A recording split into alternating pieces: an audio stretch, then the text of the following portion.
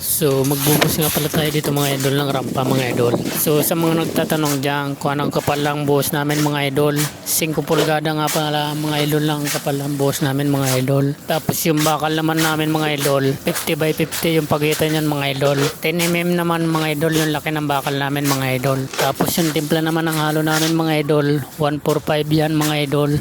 Isang supot na semento, 4 na timbang buhangin, 5 timbang graba mga idol. Yan ang timpla namin mga idol. So standard na standard yan mga idol. Kita nyo naman kanina mga idol, naglilitawan yung graba, yung ebidensya. So ganyan ang tamang timpla mga idol. Standard na standard, parang timpla ng ready mix yan mga idol. So pakisubscribe at i-share mo na rin.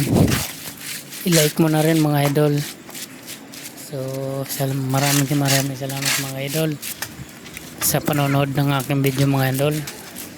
So, sana mga idol mayroon tayong naibigay na aral, kasi kung sakaling magpagawa kayo ng bahay mga idol, so meron na kayong idea kung anong tamang paghalo mga idol, kung anong tamang pagsisit up ng halo mga idol pagdating sa buhos mga idol.